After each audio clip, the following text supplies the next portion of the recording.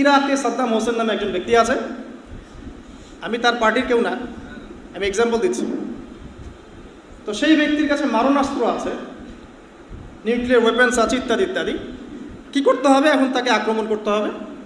আক্রমণ করা হলো, অল্প কিছুদিনের মধ্যে ইরাক ম্যাসাকার, হাজার হাজার মানুষ মারা গেল, লক্ষ লক্ষ নারীকে ধর্ষণ করা হলো। তার সবাই মুসলিম ছিলেন।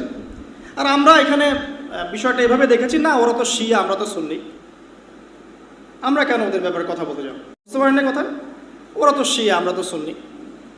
কিন্তু যারা ওদেরকে মেরেছে ওরা এই হিসাবটা করে নাই, এই হিসাবটা আমরা করেছি। ঠিক ইয়েমেনের বাচ্চাগুলোকে যখন বোম মেরে হত্যা করা হচ্ছিল কয়েকদিন আগেই, ইভেন এখনও চলছে, আমরা বলছি না ওরা তো শিয়া।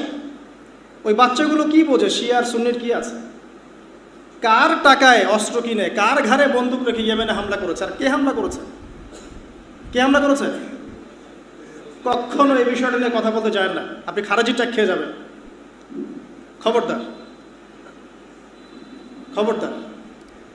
তো একটা এক্সাম্পল দিতে গিয়ে এখানে আসলাম। ইয়েমেনের বাচ্চারা বোঝে শিয়া সুন্নি কি জিনিস? ওখানে লক্ষ লক্ষ মানুষ যে খাদ্যের অভাবে মারা গেল তারা বোঝে শিয়া সুন্নি কি জিনিস? আর যারা হামলা করেছে তারা কি অমুসলিম না মুসলিম?